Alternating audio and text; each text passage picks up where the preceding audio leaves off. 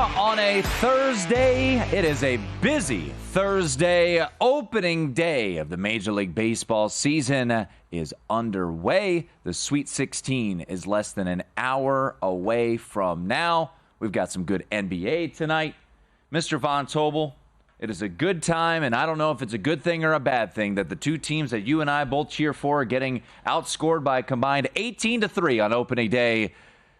Their seasons are doomed, but we fight on. It's a marathon, not a sprint. Every 1,000-mile journey begins with a single step. Yada, yada, yada, blah, blah, blah. Angels showed some real fight. Scored 2 unanswered runs to close that game out. So we're looking good. And Mike Trout well on his way to winning MVP with the home run in the first inning. So I don't know about you, but I feel perfectly fine about that team. I'm good. My Nats just scored 2 runs in the 7th, down 7-2. Nah, they're good. Season saved. All right.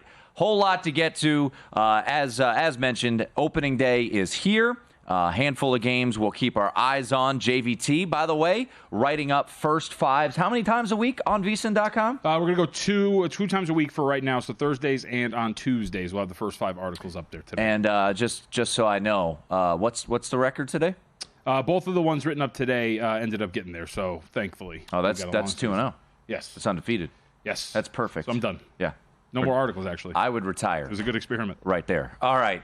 Make sure you check that out every Tuesday and Thursday. Of course, his NBA write-ups as well. We do have a handful of NBA games to get to. We're always live the first hour for free on YouTube, youtube.com/VSiN Live. It is kind of a pregame show today as we have 2 games coming up in the Sweet 16, 7:09 Eastern. Arizona and Clemson. It was interesting to note as I was standing down in the sports book about 45 minutes ago, looked up at the big board behind us, and we saw a 6.5 flash in down from 7 down to 6.5 with Arizona and Clemson. Yeah.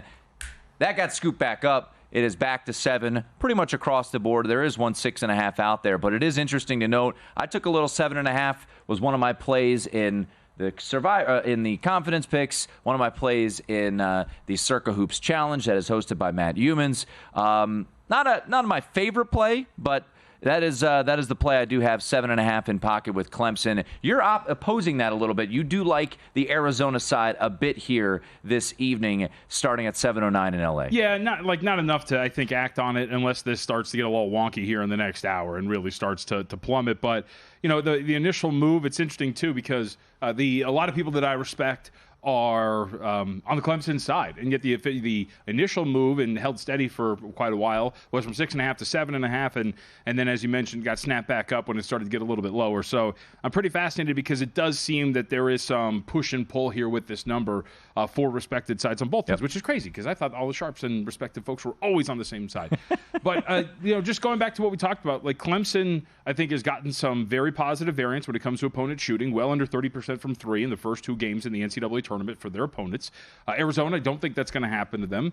Arizona also quietly taking care of business. You know, I do like how we like to poke holes in covers if we don't like the team, which has happened, of course, in the first 2 games. Now, they did not cover against Long Beach State and ended up getting there in the last round. I think we're kind of sleeping on Lloyd here, especially with some time to get ready and prepare. I think it's a better level of athlete. Now, both teams are interesting. Clemson has been undervalued for the season, winning ATS record, but I just find myself gravitating toward Arizona, but nothing crazy enough to find value in betting them at this point. Yeah, right it's now. Funny because I think that's such a fair point. Jim Root, by the way, going to join us in studio here in 10 minutes to get his perspective on tonight and some Friday games as well.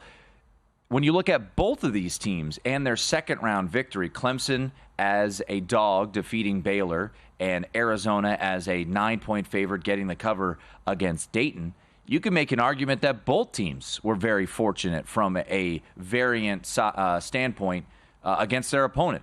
Baylor, 6 of 24 from outside the arc, and Dayton, a top 10 three-point shooting team, they went 7 of 24 from outside the arc. Baylor, I believe, as a team, shot 61% from the free throw line. As I mentioned earlier this week, missed 3 front ends of 1-and-1s in the second half.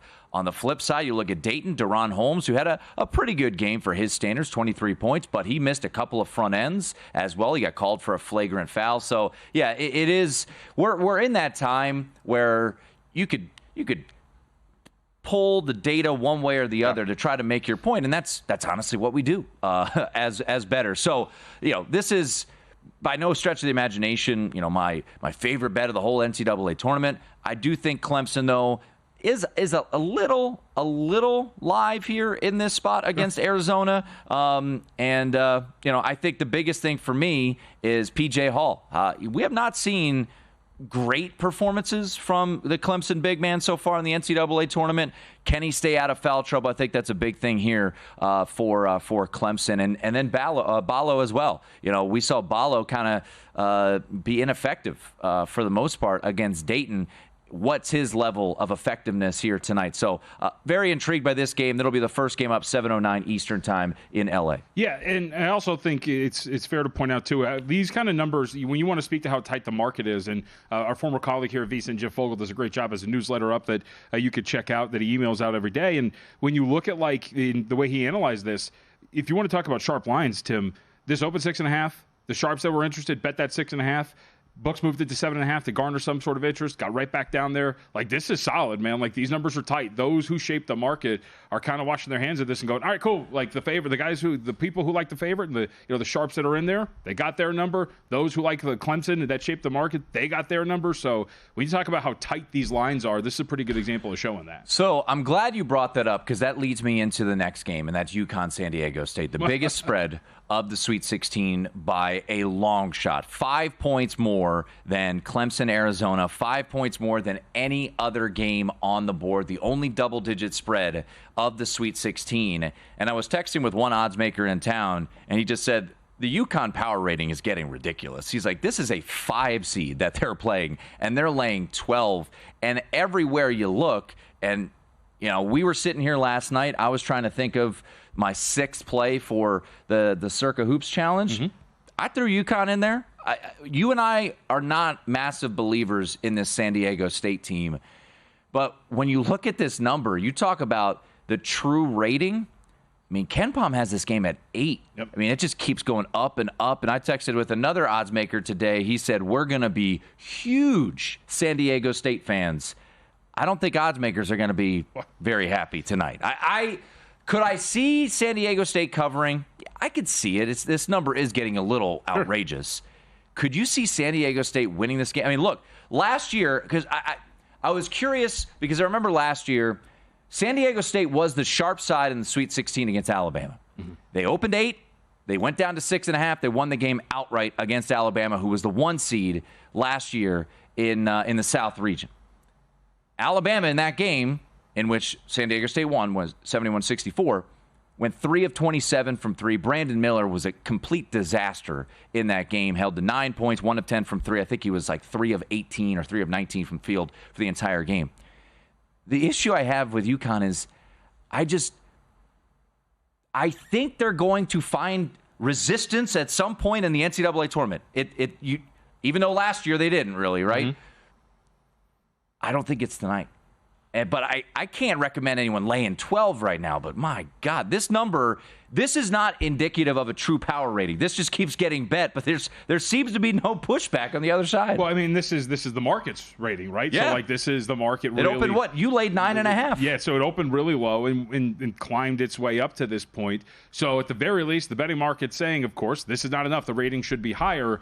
And again, as you look at where these numbers are going to end up and the ebbs and the flows, clearly there is no ceiling yet on what the market believes.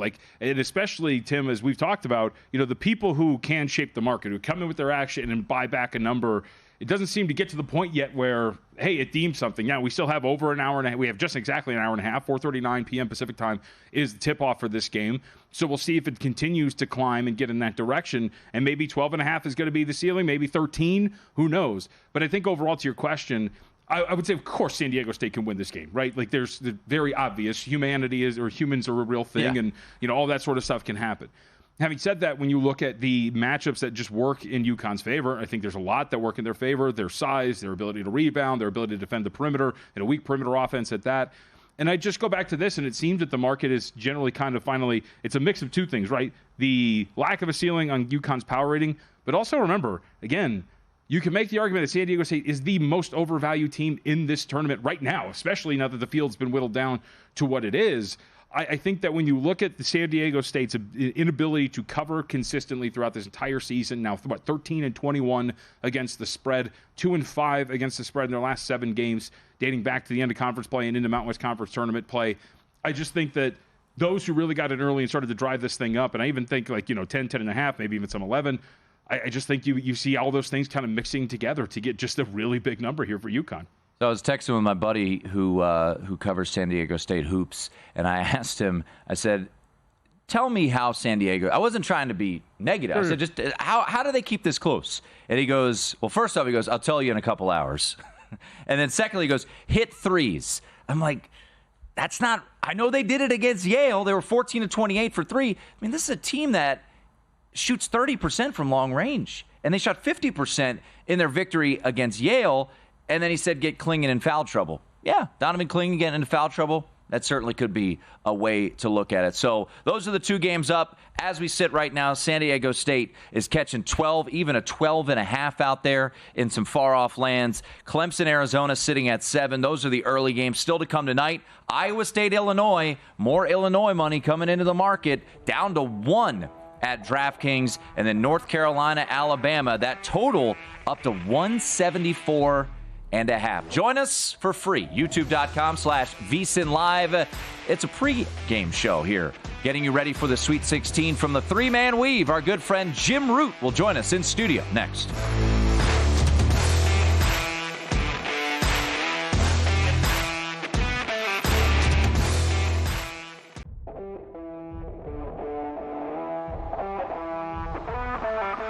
This is VSiN Primetime with Tim Murray and Jonathan Von Tobel on VSiN, the Sports Betting Network.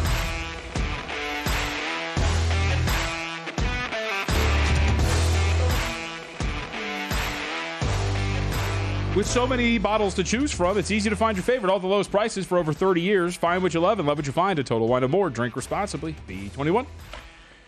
It is VSiN Primetime. We're brought to you by DraftKings, getting you ready for the Sweet 16. Less than an hour from now, tip-off in L.A., Clemson and Arizona, followed shortly thereafter, San Diego State, UConn. The nightcaps this evening, Alabama, North Carolina, Illinois, and Iowa State. To help us break it down, a friend of the program, friend of the network, 3-man weave in town to do some live shows with his fellow 3-man weavers. It is Jim Root joining us here in studio. Matty Cox and Kai McKeon will be in studio with us tomorrow. So they can't wait to meet you in person. We're doing we're doing the weave all together. But a lot to get to, so little time, Mr. Root. So let's jump right into it. I'll ask the question that I posed to someone who knows San Diego State very well. How does tonight now up to 12, which for you, I'm not going to put words in your mouth, but someone very numerical likes to bet their numbers. I got to imagine the numbers starting to get a little crazy. It's getting up there, and I locked in UConn minus 11 in the circuit contest here, so I do have that slightly better number. But it's starting to get up there. It's just tricky. UConn has covered 8 straight tournament games.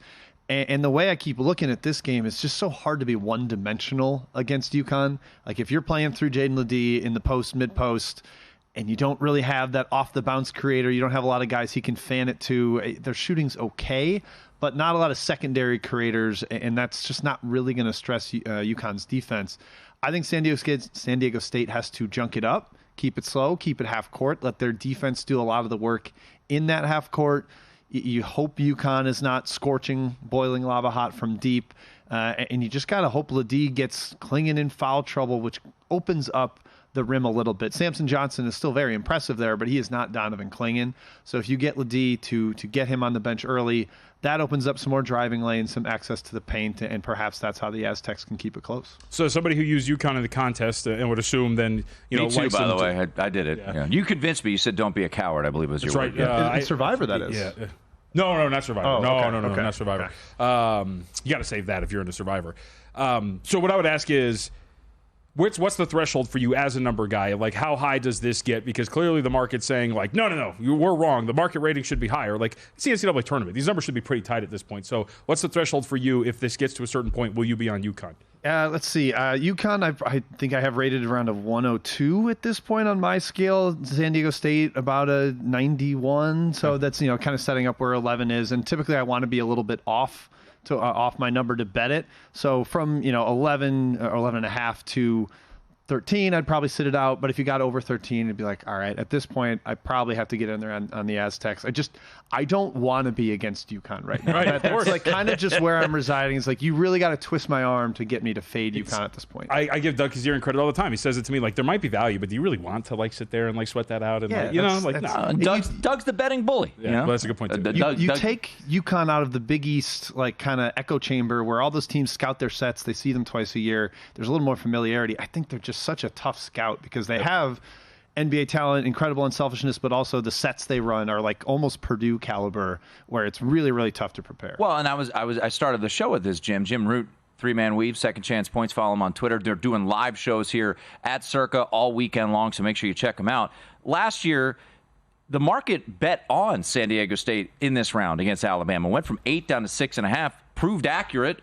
Why? Alabama shot horrendously, and I don't think UConn is a team that can do that. All right, we got more games to get to before we let you run, so I want to stick in LA because we're seeing the market move right now on this game. It is now out to 5, pretty much market-wide. DraftKings still rates 4.5. Circa popped to 5 against Alabama, UNC. So money coming in here on UNC, and I think you agree with this line move. Yeah, UNC was my best bet on our show today. Big fan of them in this matchup. I just think Alabama's defense has not really been exposed yet by a physical front line. They have gotten to play 2 mid-majors so far. But you go back to the end of the year, I think people have kind of forgotten, Florida kicked their butt a couple times with physicality in the lane, got a ton of offensive rebounds.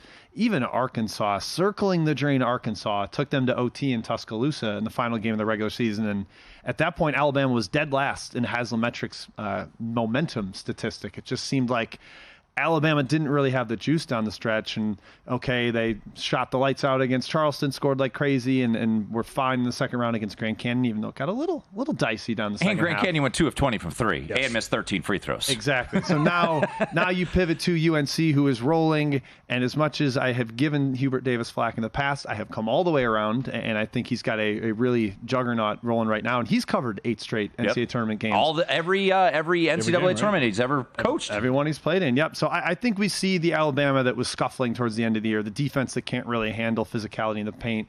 And Baycott, I love like rebound props for him. I think he's going to have like 12 to 15 boards tonight against that front line. And even Harrison Ingram's been a really good offensive rebounder from that 3-4 tweener spot.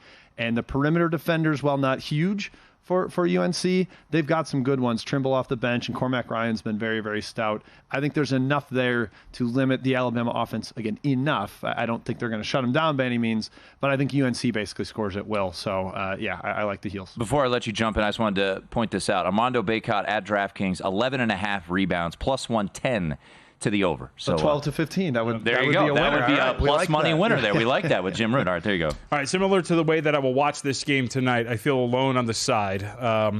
Nobody likes my Iowa State Cyclones. Why? I have gone so back and forth in this game. Like, I think I've done 5 shows this week, and I've liked Illinois and Iowa State. It's almost like a 1-point spread, right? Yeah. Have I covered my bases enough where I can pull an audio clip of me being right on this game? I have not actually bet this one. Full caveat. I think it's really tricky. The matchup kind of notion or thing that I'm looking at is Iowa State's guards get so under you defensively, and against teams that have, like Illinois, that have bigger ball handlers that are not as pure point guards, I think they could generate some steals. Keyshawn Gilbert, Taman Lipsey going the other way. That helps their half-court offense that against Illinois, probably still finds ways to score. Illinois is a lot like Purdue, a lot like Creighton with their defense. They don't force turnovers. They play that drop coverage. They give up a ton of mid-range jumpers. It's not Iowa State's strength per se, but I think they can score a little bit there. The over is where I've kind of come back to here, and I know this. I think this number has ticked up a little bit this week. 146.5 to 147.5. Yeah, DraftKings just went to 148. Yeah, I think it's 21 of the last 25 Illinois games have gone over, basically since they've started playing Damask as like the hub of their offense in that mid-post. It's been points galore, and I think they'll do that again today.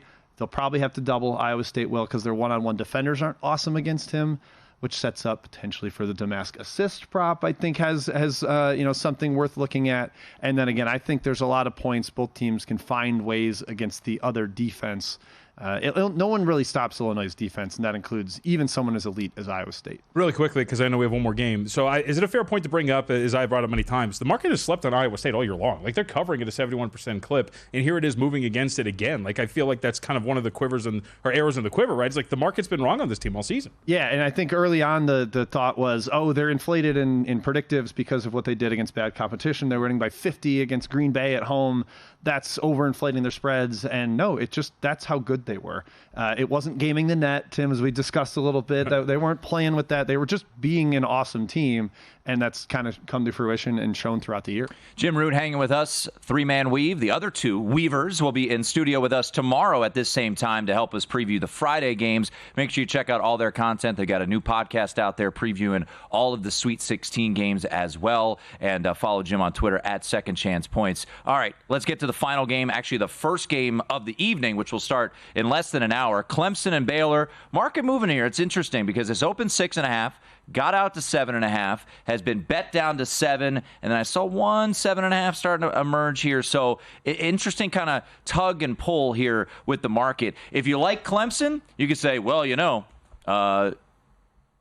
Dayton shot just 7 of 24 from 3. If you like Arizona, you can say Baylor shot 6 of 24 from 3. Where do you land on this game, Jim? 7 is the spread right now. Yeah, I think I'd lean Clemson on the spread right now. Rather impressed with them getting almost nothing from P.J. Hall the first 2 games. He's played 39 combined minutes, 9 fouls. He's basically been nailed to the bench for them, their best player. And they've gotten through very comfortably against 2 awesome backcourts. They were dogs in both games, one outright. So I kind of lean to them on the side. I think like the under here. I think Clemson's going to make a very concerted effort to keep it half court. Arizona's transition game can be really, really deadly if they get downhill. They're top 5 in the country and in rim rate offensively. They want to get to that bucket. I think P.J. Hall might be in foul trouble again. That's a little bit of a concern for me. You can see that happening. Is Ballo an issue? Can they pull him out kind of like Dayton did? He didn't play a ton against Dayton. That's going to be the goal, and it's going to be kind of like how's the whistle early. If they can get Hall to the bench quickly with Ballo, then I think Ballo plays a lot. But if Hall's able to stay on the floor, he can knock down that jumper and pull him away from the rim. 10 seconds. Best bet tomorrow is what? Tomorrow, God, thinking Thursday games when I walked in here.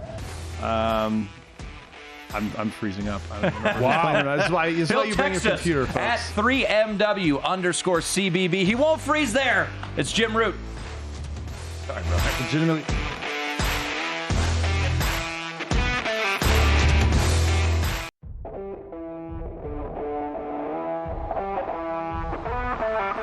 This is VSiN Primetime with Tim Murray and Jonathan Von Tobel on VSiN, the Sports Betting Network.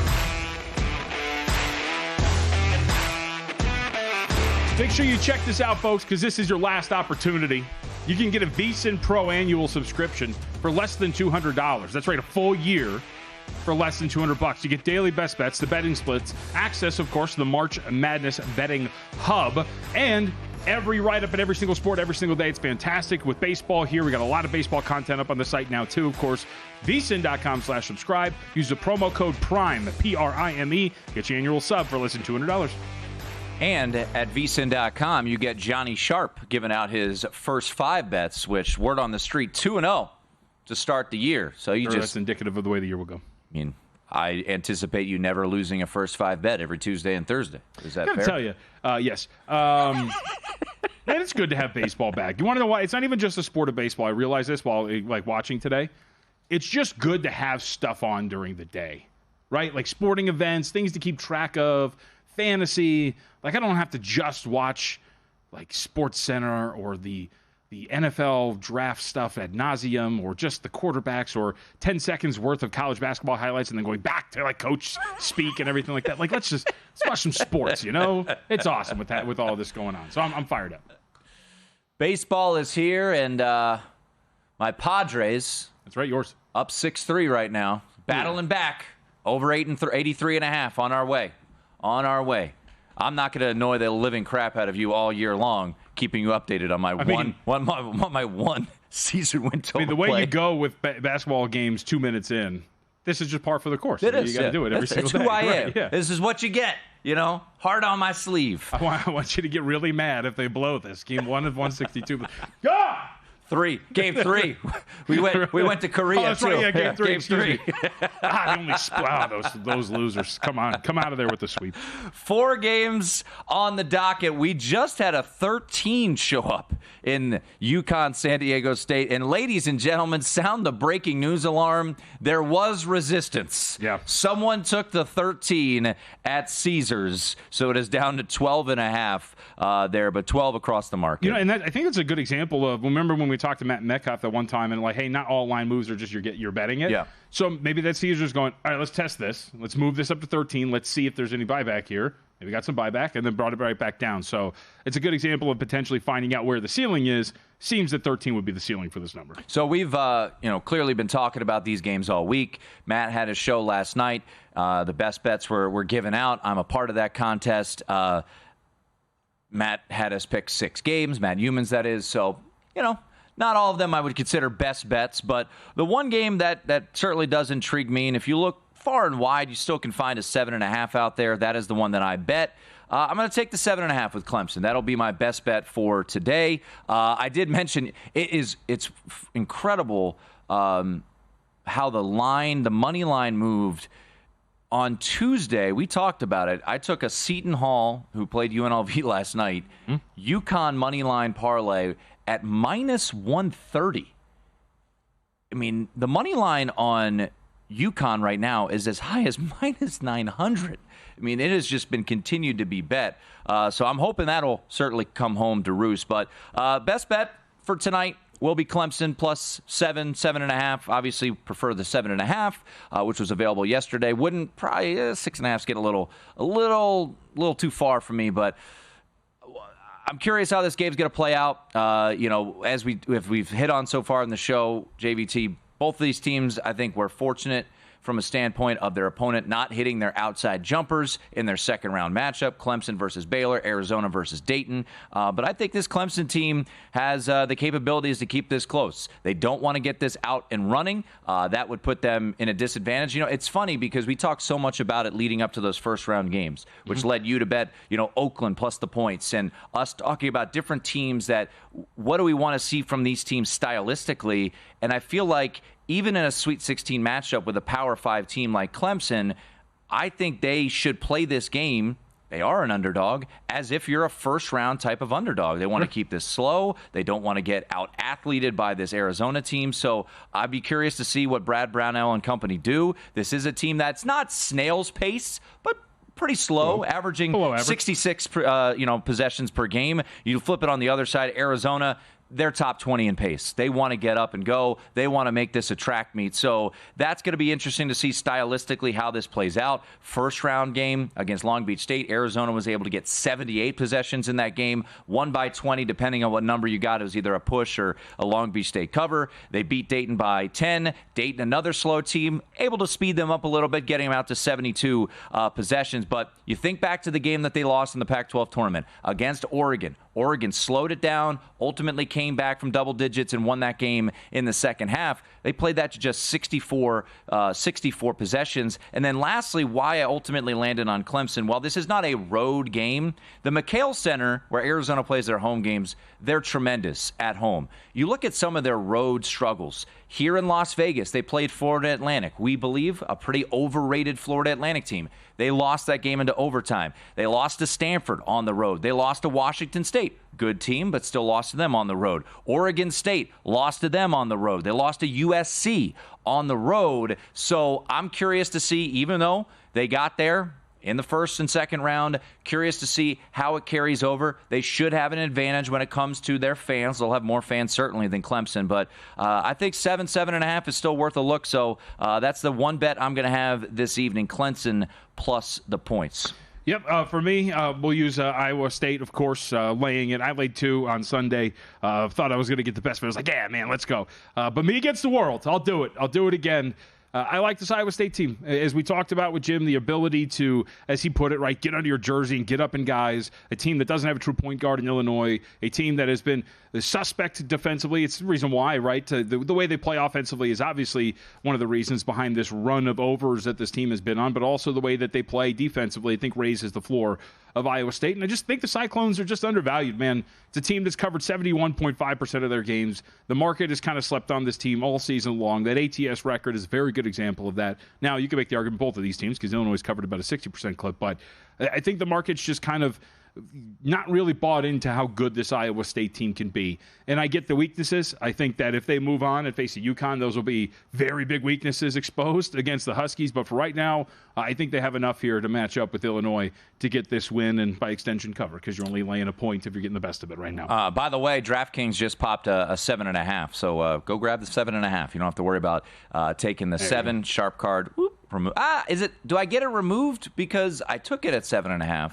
It went to 7. Now it's back to 7.5. You need 7 points of closing line value to be a sharp. So no, that is true. That is accurate. All right, the other two games to get to, UConn and San Diego State. You laid it early. At this point, I don't want to put words in your mouth, but not recommending laying 12 with UConn. No, I think it's like we talked about, Jim. The point of resistance probably should be about 13. If you're in a spot where if it gets to 13 here in the next hour, I would grab that. I think that's probably the ceiling where you're going to get this, so you're going to get the best of the number there.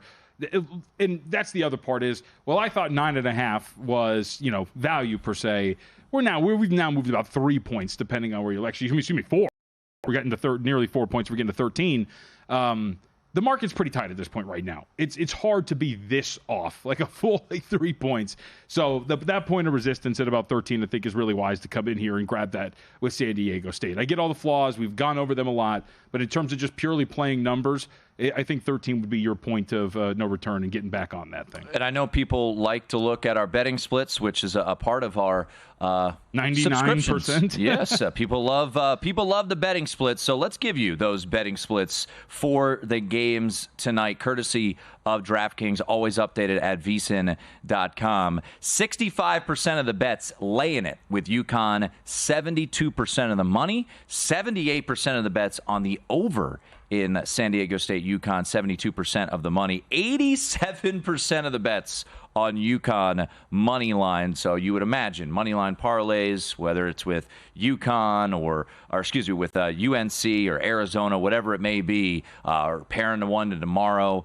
Marquette maybe. But I can just tell you right now, every book probably in the country is hoping that UConn loses somehow tonight. Yes. I don't. Oh, an outright loss would be crazy. An outright loss would blow up. Future liability, obviously. Money line parlays, straight bets. The sports books would be dancing a jig across this country if UConn somehow loses to San Diego State tonight. If you are wondering what the biggest discrepancy from a ticket standpoint is tonight, it is not the UConn-San Diego State game. It's North Carolina-Alabama. Yeah, it was moving. UNC now out to a 5-point favorite at DraftKings. 80% of the bets on UNC. I'll be honest, I'm a little surprised by that. I thought Alabama would get a little bit of love from some folks, but not the case. UNC, very popular at the window, at least at DraftKings. I think generally, though, what do we think about? When you think of Alabama, what's the first thing you think of? I think if you poll the person on the street. Can't play defense. Correct. And I think that generally leads you to fading a team like that. That's Jonathan Von Tobel. I'm Tim Murray. We'll continue to keep you updated on the Sweet 16 games. A couple more thoughts on Alabama and UNC as well. Can't forget about the NBA. Primetime Primer coming up on the other side. Join us on YouTube, youtube.com/VSiN Live.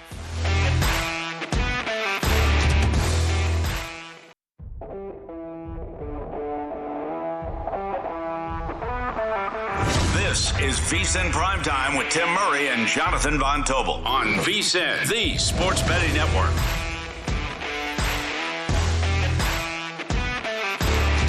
There's never been a better time to have skin in the game with a DraftKings Sportsbook, because right now we have a VSiN exclusive offer for new DraftKings customers. Earn a $500 bonus bet for every $1,000 you wager. You can earn up to $2,500 worth of bonus bets in your first 3 days on DraftKings. So what are you waiting for? Download the app now. Use code PRIME, P-R-I-M-E, when you sign up. Earn a $500 bonus bet for every $1,000 you wager now. That's Jonathan Von Tobel. I'm Tim Murray. Hello to YouTube, youtube.com/VSiN Live. Every first hour of the program is streamed there for free. A little pregame show action as we get you ready for the Sweet 16 here this evening. Oh, no. My Padres only up 6-4. Michael Conforto, home run. Season's doomed. Padres struggling in late inning situations. That's a shock. That's a shock. Right even after they got rid of Josh Hader, or let him walk. I guess didn't get rid of him. I did want to pass along, in case you missed it, Jim Root from the Three-Man Weave joined us in studio. A couple props that he liked. He really liked Armando Bacot over on his rebounds tonight. Armando Bacot of North Carolina. That is set at 11.5 plus money to the over at DraftKings. And then he also, I didn't give out the number, but one assist prop that he liked was Marcus Damask over on his assists, which sat at 4.5. That was minus 115 both ways at DraftKings. As always, look around, see what you can find out there. But Damask so far, his numbers have been phenomenal from an assist standpoint. These are his last 4 games: 7 assists against Duquesne, 10 against Morehead State, 8 against Wisconsin, 8 against Nebraska. Market set at 4.5. So a couple of props that Jim did like in addition. Oh, and he passed along. I made him rush, and he did not. I threw him off the scent. Correct. His best bet for tomorrow, because his compadres, his colleagues of the Three-Man Weave will join us in studio, is the over in NC State Marquette, sitting at 151. So quickly run through the Sweet 16. We'll re-hit this at the top of the hour. I do want to hit on some. Oh, go ahead. Congratulations. Win number 2 on the season. All right. 2 en route to 84. Padres. Your daily update. That's not going to get annoying. But we'll do it. Yeah, we will. To run through best bets for this evening. Oh, the hook just got scooped up again at DraftKings. 7.5 for me on Clemson. Still 7's fine. Hopefully you get a 7.5, but I like the dog in that spot. JVT is on his Cyclones. Iowa State. Let's go, baby. Come on.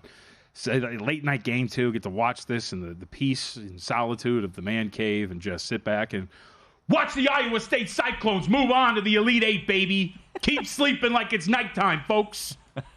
Cyclones coming. Is that what they do? I don't know. We will get a preview live from Boston. Chris Williams will join us with his thoughts on Iowa State at 7:15 Eastern, so we will see. I would imagine he will agree. He did use Iowa State in a survivor pool. Thought about using Arizona, but decided to use Iowa State instead, so I could keep my options open for the West Regional Final. It's risky. Thought about Arizona. That would have been the easy way to go, but went Iowa State. I went with Arizona. Let's go. All right. No bet from either one of us. Well, actually, an early bet from JVT on UConn earlier in the week. Hashtag sharp card. You laid it early. At this point, it's funny to note that shop that had the 13, it's back down to 12. So resistance finally came. It looks like the resistance point on San Diego State UConn is 13.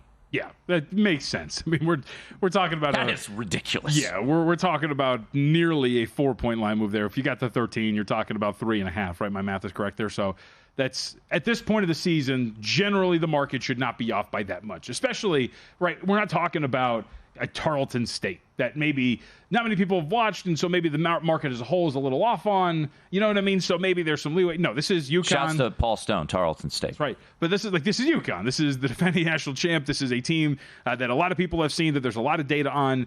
Generally, we should be pretty tight on where we are at with a rating of this team. So that makes sense that the point of resistance would be about 3.5 points from the open. And Alabama, North Carolina, mentioned the splits. My goodness, North Carolina getting a lot of love in the market, out to 5. The total is up to 175. I was searching long and hard for a play, and I took under 173.5 in the Circa Hoops contest. sharp card removed, out to 175 at Circa in this particular game. That is insane, that number. I might have to take some under just out of principle, and then probably hate myself because that game is going to be wildly up-tempo, and we'll see. First game with Alabama in this NCAA tournament, flew over the total of 172.5. Charleston, Alabama, 109.96. Do the quick math on that. That's a lot of points. That's over 200 points. Second game, though, market adjusted to 173.5 against Grand Canyon, and we went well under the total of a 72-61 win. So we'll see what happens here, Alabama and North Carolina. Jim, as mentioned, Jim Root likes Armando Bacot. I think he also likes North Carolina. Any thought from a side or the total in UNC, Alabama? Yeah, I think I would agree with the market. I'll put it initially that I agree with the market in that North Carolina is the side. Driving that up would be the way to go. I'm very interested in how they operate defensively because to your point about playing a game under, I think North Carolina is obviously really good. They're sixth best in the country when it comes to defensive efficiency or just the defensive efficiency. We saw how good they could be in conference play against some of the best, including Duke, of course, beating them twice and performing really well defensively.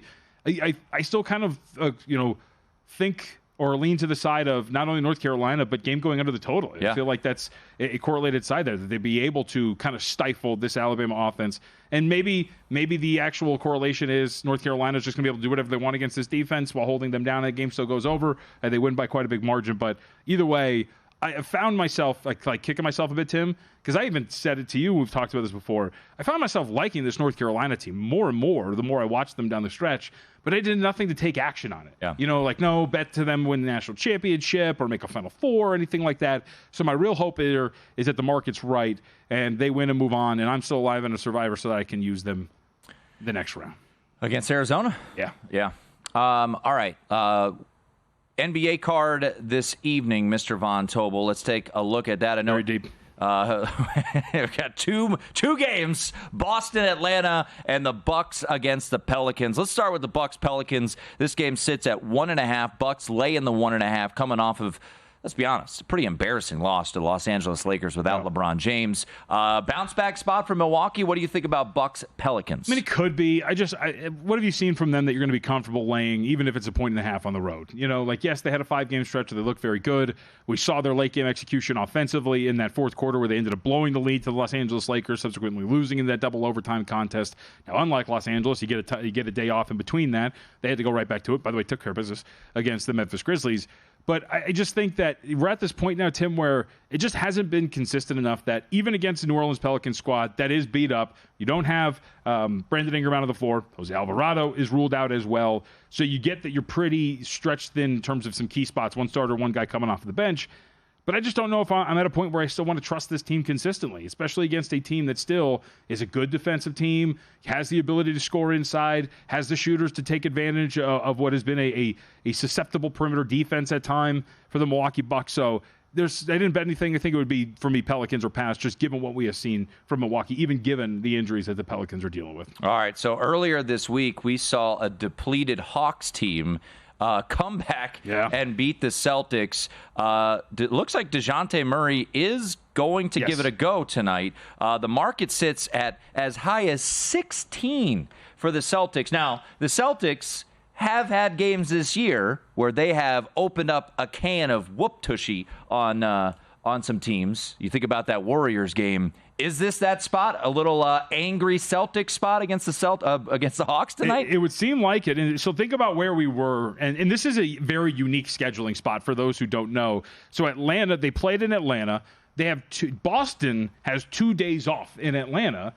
But Atlanta has to host Portland in that time, which they did yesterday, and now come back. So this is the third game in 4 days for the Atlanta Hawks at home. But Boston's been sitting around in their town waiting to play again. Magic City. After that loss, right. So you could take that one of two ways, right? Which is, I would think you have 2 days off, you get that all out of their system, right? In the first day off. But regardless, they were, in the first game, they closed as about 10.5, 11-point favorites, Boston did. Now we're laying 16 And they here. lost. Yeah. And now the different, Drew Holiday is going to be back in this spot. You're going to be essentially fully healthy and ready to go. So that is why you see this adjustment here. And given the rest advantage that Boston has. But again, as we have seen, especially with some of these big numbers, hot start for Atlanta, gets you a better number here with Boston. I think they're going to be pretty focused and ready to go. Then they did build a massive lead for a reason against Atlanta. Will they get hot again, Atlanta, from 3 and just bomb away and get back in it? I'd say not, but I don't know if you want to get at the top of the market here. Sweet 16 gets underway at 7:09 out in Los Angeles. Here's your live look at Circa Sportsbook. We'll get you updated on what you need to know as we get ready for the Sweet 16 of the NCAA tournament.